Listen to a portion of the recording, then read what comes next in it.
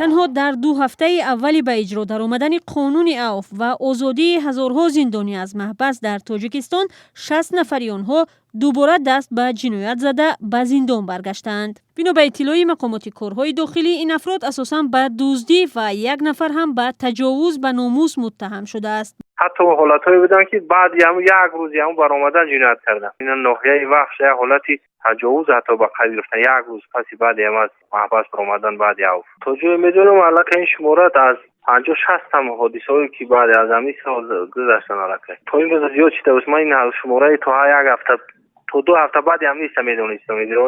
این شماره هم که زیاد شده باشد. تحلیلگران حدس میزنند که احتمال بیکاری و نبود شرایط برای برگشتن به حیات معمولی محبوسان سابق را دوباره به کوی جنایت برده است.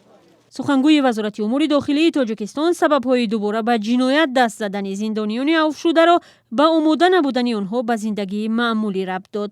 معلوم نیست که مقامات برای به حیات معمولی برگشتن زندانیان پیشین یا عفو شده چی برنامه را روی دست گرفتند. در گذشته بسیاری از محبوسان سابق از آن شکایت داشتند که اکثر اداره ها به آنها کار نمی‌دهند و داغ سودی مانع پیشرفتشان می‌شود. قانون نوی عفو در تاجیکستان روز 25 اکتبر امسال قبول و مورد اجرا قرار گرفت. بنا به آن بیش از 7000 نفر از زندان آزاد شده، مهلت حبسی برخی دیگر کم کرده شد.